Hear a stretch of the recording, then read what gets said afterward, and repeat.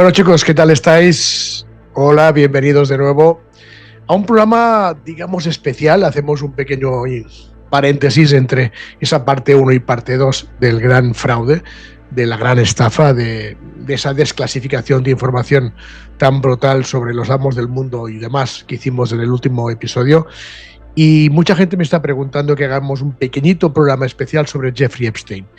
Y claro, como salimos ya, la última información que dimos nosotros fue en el 2024, en esos famosos podcasts que hicimos en enero del 2024, que fuimos prácticamente los primeros que dijimos, Jeffrey Epstein está vivo, Jeffrey Epstein está vivo. Pues claro, mucha gente sigue preguntando después de esas listas que han aparecido, siguen diciendo, pero ¿aún seguís pensando que está vivo? Bien, haremos este pequeñito programa para daros de nuevo nuestra opinión sobre... ¿Cómo lo llamaría? Yo no le llamaría Jeffrey Epstein, yo le llamaría el auténtico archivero de la Matrix. Habéis visto en ese último capítulo que hemos presentado el gran desastre y el gran fraude de la élite, y hablamos de los amos del mundo, hablamos de la oscuridad, de quién pertenecía a ella, hablamos de los púrpura, muchas cosas. Y el archivero de la Matrix es el archivero de los púrpura. Por eso yo quería hablar un poco sobre, sigo pensando, la mentira del suicidio y, ojo con esto, que esto no lo hemos hablado demasiado, lo que yo llamaría el protocolo de extracción. Protocolo de extracción. Bueno, hoy vamos a abrir el cajón que los púrpura tienen sellado a cal y canto sobre el tema de Jeffrey Epstein. ¿Vale? Recordar los púrpura, si no mirar el programa anterior a este, sobre los grandes gestores de esta Matrix. Fijaros, nos dijeron que se quitó la vida, y os lo digo en serio porque lo he investigado y lo he comprobado, en una de las celdas más vigiladas de este planeta. El MCC de Nueva York es uno de los lugares más seguros en cuestión de cárceles que tenemos aquí en este mundo. Mentira. Todo mentira lo que nos han contado sobre Jeffrey Epstein. Por eso os decía la extracción, el protocolo de extracción. Fijaros los datos que incluso el propio teléfono rojo nos da de esa noche.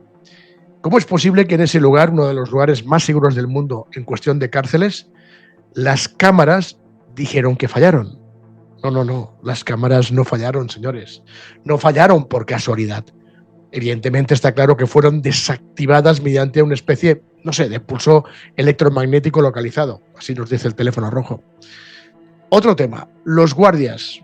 ¿Los guardias se durmieron? ¿Cómo que los guardias se durmieron en la celda o en la cárcel más segura del mundo? Primero fallan las cámaras, en el lugar más seguro del mundo, y después los guardias se duermen.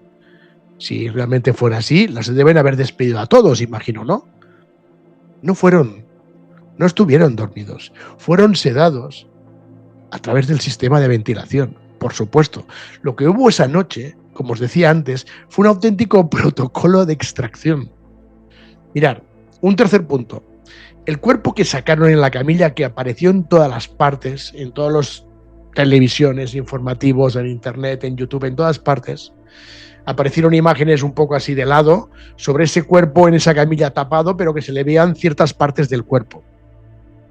La morfología de la oreja, que se veía la oreja, y el ángulo de la mandíbula en esas fotos filtradas o no filtradas no coinciden en absoluto con la morfología de Jeffrey Epstein. Un tercer punto que no concuerda para nada en que se suicidara en ese lugar y en esa noche, en esa celda de Nueva York. No, sigue siendo todo mentira. Fue realmente una especie, ¿cómo lo diría?, de cambiazo biológico. Yo lo tengo muy claro. Cambiaron el cuerpo de Epstein, que nunca se mató, y colocaron a alguien que mataron y colocaron en su sitio, ¿no? Como han hecho en tantos casos, y podría recordar a algunos en España que han pasado el mismo tipo de características. Pero bueno, no nos meteremos ahora con la política española, porque seguramente si tuviéramos que hablar de los casos en España, tendríamos que ponernos en tema de política, y quizás en la Comunidad Valenciana. Y hasta aquí leo, lo dejo hasta aquí. Sigamos con el archivero de la Matrix. Mirad, Jeffrey Epstein tiene lo que llaman la Dead Man's Suite. es una llave digital. Es una auténtica llave digital que es su seguro de supervivencia.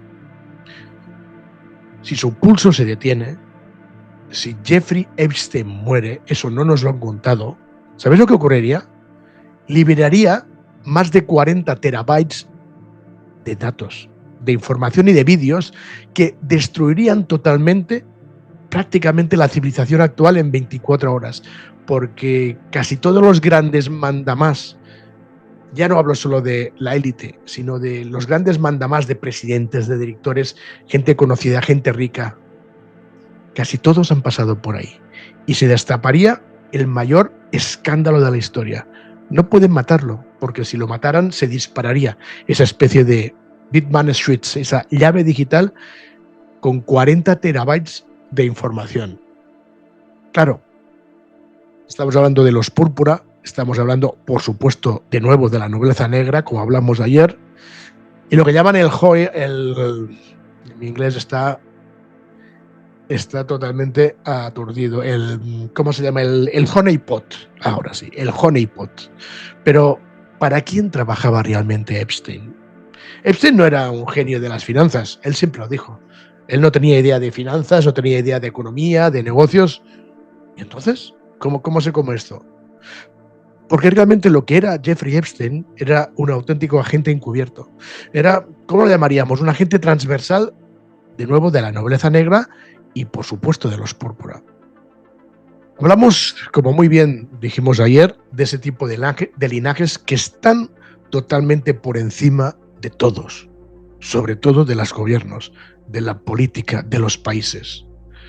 Hablamos de esa nobleza negra que ayer comentamos, pues, yo creo que prácticamente todo el mundo conoce, ¿no? Los Orsini, los Aldobrandini, los Breakspere, bien, familias que todo el mundo ya sabe y tampoco creo que esté destapando nada.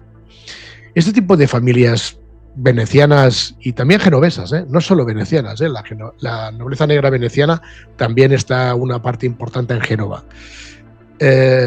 Parte de estas familias y de otras son los que controlan hoy en día, y eso tampoco es Vox Populi, no tanto, parte de lo que es el Vaticano. Siempre os he dicho que yo creo y sé, yo lo sé y lo tengo claro, de que hay dos tipos de Vaticanos, el Vaticano religioso y hay otro tipo Vaticano detrás, que realmente es el que mueve todos los hilos, y evidentemente al Papa blanco le dicen esto y lo otro, y el Papa lo hace, por supuesto que sí. Parte de esta nobleza negra está detrás de ese segundo Vaticano escondido, detrás de las mantas blancas que nos muestran, ¿no? Y evidentemente están en la ciudad de Londres, están en Wall Street, están en los puntos más importantes del planeta. Lo están, tienen el control total, prácticamente de todo, ¿no? Entonces, necesitaban lo que ellos llaman un honeypot. Un honeypot, traducido sería como una especie, bueno, es trampa de miel la traducción exacta, pero bueno, es una especie de código para entender de que necesitaban a una persona, necesitaban una especie de personaje con unas cualidades muy excepcionales en lo suyo para tenerlo allí, colocarlo y hacer sus travesuras, y bien travesuras que hicieron, os lo puedo asegurar. Mirad, la isla de Little St. James, que así era el lugar donde él estaba, siempre se le ha llamado a esta isla como la isla del vicio. No era una isla del vicio. O sea, también tenemos desinformación en todo esto. Lo que era la isla de Little St. James, o lo que es, no sé si todavía está en funcionamiento, no sé, es o era una fábrica de chantaje industrial. Escuchar, no era un lugar de vicio, de sexo, de pederastia y de todo lo que nos cuentan. Que eso no quiere decir que todo eso existiera allí. Sí, todo eso y mucho más. Pero en el fondo, lo que realmente, repito, era una fábrica de chantaje industrial. El objetivo de esa isla, el objetivo de ese chantaje industrial, está claro, ¿no? No era otro que atraer a todos los líderes del mundo. Todos sin excepción.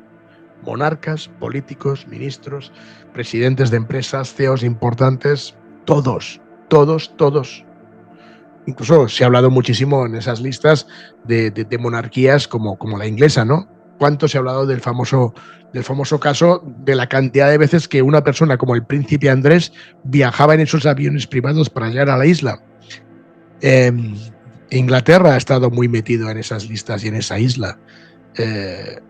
presidentes científicos ingleses, norteamericanos. Se habla mucho de otras monarquías como la belga, como la holandesa y, como no, de la danesa. Fijaros el problema que hoy en día tienen un príncipe de Dinamarca también metido en cosas extrañas. Está destapándose todo. Os lo dije ayer, el 2026 es un año muy intenso y muy importante, pero hay que saber jugar, hay que saber hacerlo bien. En fin, como os decía, la fábrica del chantaje industrial. ¿Para qué? Para atraer a todos estos líderes de todo el tipo de corporaciones del mundo para grabarlos en situaciones súper comprometidas. Ahí está el chantaje. Todos grabados en todas las depredaciones que hacían en la Little Saint James. Políticos, presidentes, científicos, doctores, maestros, gente importante, todos estaban allí. Una vez esta gente entraba en esta isla, una vez esa gente la pisaba, ya no te pertenecías a ti. Ese chantaje industrial y emocional hacía que ese ser, esa persona, ya no perteneciera a él mismo. Pertenecía más que nunca a la nobleza negra y, por supuesto, a los púrpura. No pertenecías en absolutamente nada a ti, a tu cuerpo, a tu ser. Eras desde ese momento un activo de la nobleza, un activo de los púrpura, un activo del Píndar, del amo que desde el ojo que todo lo ve, lo controla absolutamente todo. Por eso, y yo lo tengo muy claro, vemos a políticos tomando decisiones que van en contra incluso de su propio pueblo. A ver, volvamos a dar el ejemplo de España, ¿no? ¿Cómo es posible que Pedro Sánchez siga tomando decisiones que nadie en España quiere? Y no solo hablan de España, un montón de países les ocurre lo mismo con sus presidentes, con sus políticos importantes, con sus reyes, con sus príncipes. Lo tenéis claro. Decisiones que no gustan al pueblo, pero que el amo dicta sentencia. Y tienen que hacerlo. Están obedeciendo a quien tiene sus vicios, a quien tiene sus depravaciones. ¿Lo entendéis? La lista real que ahora ha salido, hay que ir con mucho cuidado con esa lista, porque se habla mucho, y yo creo que es cierto, que hay listas prefabricadas falsas, y yo creo que la auténtica lista no ha salido. Pero bueno, eso no quiere decir que esas listas que van saliendo te empiecen a dar indicios. Incluso se está hablando que el propio Donald Trump, están saliendo últimamente un montón de fotografías con Donald Trump allí metido con Epstein, con su socia, allí en la isla, y saliendo pues en fotografías un poco complicadas, ¿no? Hablemos pues de esas famosas listas, ¿no? Lo que vemos en las noticias, repito, yo sigo pensando que la mayor parte de listas, sobre todo las primeras que salieron hace un año y medio, yo creo que están manipuladas. Creo que es una verdadera distracción de la auténtica lista. Lo tengo claro. ¿Que hay una lista real? Sí, pero que las listas que han salido generalmente hasta ahora, yo sigo pensando que están bastante manipuladas y tienen distraídos al personal, seguro. Porque, bueno, seguramente la lista real incluye nombres que harían que la bolsa, por ejemplo, colapsara mañana mismo. Y quizás Donald Trump, pero ahí lo dejo. Creo que todos, hablando de Donald Trump, creo que todos lo sabemos. Donald Trump fue el único que colaboró con la Fiscalía de Florida en 2008, a ver si os acordáis, y si no, buscar esta información. Fue el único que colaboró en 2008 para intentar encerrar a Epstein cuando nadie se atrevía. 2008. O sea, ¿quién era Donald Trump en el 2008? Políticamente nadie. A ver, señores, ¿por qué creéis que hoy en día están machacando tanto a Donald Trump? Porque están saliendo tantas fotografías y tantas cosas de que él estaba involucrado, pero qué curioso que en 2008 fue el único que intentó cargarse a Epstein. Ahora salen todas las quinielas, todo el mundo dice que está en todas las listas, las fotografías que aparecen. ¿Por qué van a por él? Porque dicen y entreven de que él también estaba en la lista. Mi opinión. No buscaban documentos de la Casa Blanca. La gente que se mete con él no busca documentos de la Casa Blanca. Buscan los discos duros, ojo, buscan los discos duros con la información de la isla que Trump consiguió obtener en el 2008. O sea, Trump, cuando en el 2008 intentó cargárselo, consiguió una especie de información en discos duros que tiene bien guardada a recaudo y no la suelta. Por eso se están metiendo con él. No buscan documentos de la Casa Blanca para intentar, hacer entrever que él estaba también involucrado. No, están buscando la información que él encontró y que no ha destapado. ¿Por qué no la ha destapado? Nadie lo sabe, yo tampoco. Pero va a ser interesante ver qué ocurre más adelante si siguen apretándole. Porque viendo un poco cómo es Donald Trump, como le siguen achuchando mucho, vamos a ver lo que va a hacer. Pero él tiene, según el teléfono rojo, mucha información en discos duros, que es lo que todo el mundo quiere, pero que, claro, por eso tampoco se meten tanto, depende como con Trump, en el tema político, porque podría destapar una de muy gorda. Digamos que, a ver, para que nos entendamos, hay una especie de guerra de bandas al más alto nivel.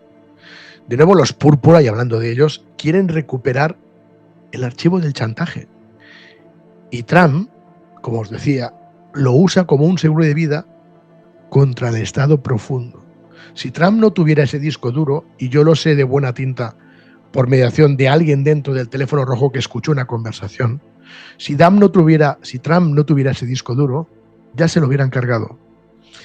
Y de hecho, todo lo que pasó en ese posible atentado fue una preparación, pero hubiera sido muy fácil cargarse a Donald Trump. Entonces, tanto ruido, ¿cómo no se lo han cargado? Porque tiene unas en la manga. Si se cargan a Trump, quien sea de su familia o sus allegados, destapan todo. Y va todo contra el Estado profundo. Es el auténtico Juego de Tronos del 2026. ¿Visteis Juego de Tronos? Es igual que el Juego de Tronos, pero en vez de esas tierras con dragones, aquí, en el 2026. Bien, entonces, ¿dónde está Epstein? ¿Dónde tenemos a Jeffrey Epstein? Entonces, si no está muerto, si fue un protocolo de extracción que nos hicieron creer que había muerto, pero lo sacaron vivo y hicieron el cambiazo con ese cuerpo, ¿dónde está? Ahí se viene muy interesante. Ahí os va a volar la cabeza, porque a mí me ha volado cuando me lo han contado. Y esto conecta con el episodio 1 cuando hablamos de la Antártida. O sea, 2 episodios o 2 vídeos antes de este, que es la Antártida, que hablamos del todo el tema de la Antártida, todo el tema del cubo, de la anomalía de Wilkes Land, del laboratorio IceCube. Hablamos de todo esto. ¿Por qué? Porque hablamos de la Tierra más o menos plana, hablamos de ese muro, de ese hielo, de esas murallas, y hablamos de lo que posiblemente haya detrás. Esto es ¿cómo lo diría? Es una de las informaciones más pesadas de la mismísima Deep Web. Y el propio teléfono rojo nos dice, no puedo contarte mucho, te cuento lo justo. Creo que pronto haremos un programa especial sobre el teléfono rojo. Os lo digo porque mucha gente me está diciendo, bueno, ¿cómo es posible que el teléfono rojo, si está en el otro lado, te siga pasando esta información? Me encanta esta pregunta. Creo que prepararemos un programa sobre eso, porque dentro del teléfono rojo hay disidencia. Entonces va a ser interesante, y creo que algo tenemos que preparar para que entendáis por qué el teléfono rojo nos sigue pasando información tan interesante. Pero bueno, como os digo, en la misma Deep Web, el que pueda, el hacker que pueda entrar, que hay unos cuantos, pueden encontrar esta información o parte de ella, ¿no? Es una información súper pesada dentro de esa Deep Web y dentro de lo que es toda la parte aún clasificada sin desclasificar. Esa información sitúa a Jeffrey Epstein en una especie de complejo de máxima seguridad y que, según me han dicho, no solo está él. Hay otros quizás famosos que puede que hayan parecido que están muertos y no lo están. No me preguntéis, no sé quién, no me han dado nombres. O sea, yo he intentado que me dieran nombres, pero no me los han dado. Pero me han dicho que no está solo, en esa especie de, ellos lo llaman así, ¿no? Complejo de máxima seguridad. ¿Pero dónde está ese complejo? Bueno, pues tiene que ver, como lo que os decía, del capítulo 1, de la zona de Wilkes Land, en la Antártida, ¿no? Una zona donde no solo además está esa anomalía y esos pulsos electromagnéticos tan interesantes, donde están trabajando los neutrinos que vienen del Sol, sino que también puede ser la puerta de entrada a otros mundos. Quién sabe si esa especie de zona restringida está allí mismo en Wixland, en esa parte donde le llamamos la zona muerta y zona cero, donde no se puede pasar, donde hay una burbuja energética que corta todo el electromagnetismo y gravedad terrestre y tiene otro tipo de presión y densidad distintas, vibraciones, frecuencias. Quién sabe si está allí en una especie de complejo, posiblemente bajo tierra, que hay muchas cosas bajo tierra en ese lugar, pero puede que esté al otro lado, porque hay un otro lado, también lo hay. Y evidentemente si está allí, está bajo la protección de los Púrpura. ¿Os acordáis de lo que os he dicho al principio? Él era su archivador. Por lo tanto, está bajo la protección de las Púrpura, con lo cual puede estar a un lado, pero puede estar también en el otro lado. Por eso os decía que está fuera completamente, si realmente está vivo, en un entorno completamente separado de cualquier jurisdicción humana. Por lo tanto, viviendo en auténtica libertad, entre comillas, porque sigue siendo un esclavo de los Púrpura. Pero bueno, me imagino que con muchas diferencias al resto de los humanos, ¿no? Si me preguntáis a mí, a Carles, yo creo que sigue vivo porque, repito, es el gestor de la base de datos que mantiene al domo en calma. Lo que estamos viendo ahora, con esta nueva lista que nos dicen que ha aparecido de Epstein, porque nos está diciendo que ha vuelto a aparecer una nueva lista y más completa, y ha aparecido en las noticias, ha aparecido en los informativos, ha aparecido en televisión, ya está apareciendo, por internet ya no os digo. Lo que nos dicen es que esa lista, esa última nueva lista que ha salido, pues es una especie como de, no sé cómo llamarlo, sacrificio controlado. Sacrificio controlado por los que salen en la lista. Digamos que mi sensación es de que si fuera así, los Púrpura están quemando a algunas personas, algunos peones como ellos lo llaman, para que tú, para que yo, para que todos creamos que se está haciendo justicia. Y van a coger a X cabezas de turco, más o menos conocidos, para cortar cabezas y que ahí quede el tema y sigan haciendo su trabajo. Como siempre hacen. Esa es una de sus jugadas maestras y siempre les sale bien. ¿Por qué? Porque siempre aparecen personas conocidas a las cuales tenemos que cortarles la cabeza. Mientras el verdadero sistema de chantaje sigue operando desde las sombras. Cortan cabezas a estos, pero ellos siguen operando ese gran sistema de información de chantaje. No es una tumba lo que hoy hay en Nueva York. Es un auténtico escenario vacío, sobre todo emocional. El archivero del reino, el archivero de los Púrpura, sigue en su puesto, sigue ahí como un auténtico bibliotecario trabajando para ellos. Y ¿sabéis qué? La Matrix sigue funcionando, gracias a este y a otros secretos. Bueno, yo creo que os he dado mi opinión y un poco para rematarlo, para hablar un poco de lo que yo siento que le llaman el destierro del reino prohibido, después de todo lo que os he contado. Evidentemente, muchos seguiréis pensando, bueno, pero ¿murió o no murió? Yo sigo pensando, no, esa no es la pregunta. Como os decía al final, creo que la pregunta es ¿dónde lo tienen escondido? ¿Dónde está escondido? ¿No? Entonces, más que si murió o no murió, por mí está claro que no. Puedo equivocarme, por supuesto, pero sigo pensando que sí está vivo, por esas razones, por ser el archivero y por tener ese as en la manga que no puedan desconectarle porque saltarían chispas. Por eso os digo que la zona de Wixland, ya sea allí o sea el otro lado, es un lugar interesante porque muchos que siguen pensando que también está vivo están hablando de que, bueno, seguramente estará en mansiones en el Caribe, en búnkeres en la propia Israel. Señores, los Púrpura no dejan cabos sueltos en el mundo conocido. Por eso trabajan también con el otro lado.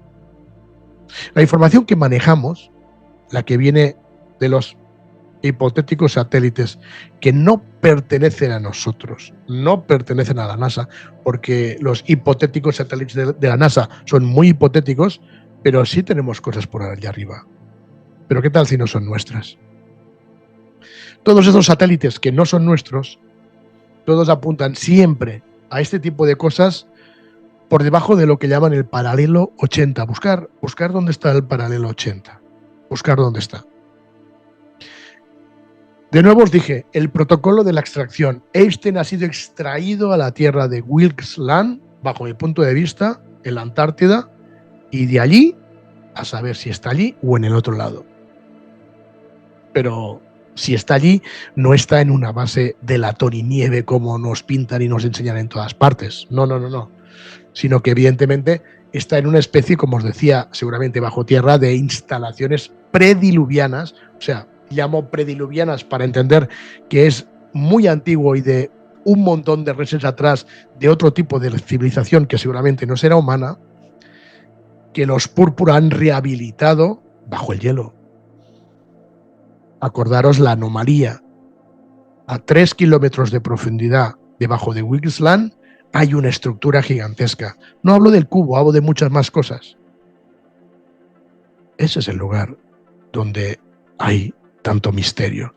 Mucho más misterio que la Área 54, os lo puedo asegurar. Ese sector, ¿sabéis cómo le llaman los púrpura y los demás de la élite? Ellos le llaman el archivo del domo.